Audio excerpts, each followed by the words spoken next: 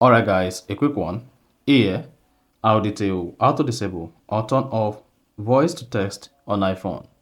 So if you notice that your iPhone voice to text is active and you want to turn it off, so this video is going to walk you through how to do this step by step. So each time your voice to text is turned on, your iPhone is going to type whatever you dictate automatically, and you can send it without or with editing. But if you want to stop this and disable or turn off the voice to text on your iPhone, here are the steps you need to take. So if at the end of this you found this often informative, please don't forget to like and then subscribe. To disable or turn off voice to text on iPhone, all you need to do is go ahead and open your iPhone settings, scroll down, locate and click on General. Then scroll down to Keyboard and click on it. Scroll down until you see Dictation. Then disable Dictation under Dictation. Then you choose Pod Access.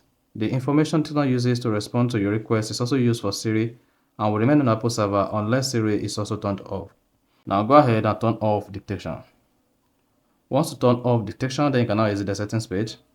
Now when next you want to type on your iPhone, you discover that you no longer have the text to voice here. You see that? So that shows you've disabled it. So whatever you want to type, you have to manually type it yourself. So that's exactly how to disable or turn off voice to text on iPhone. So if you found this offer informative, please don't forget to like and then subscribe.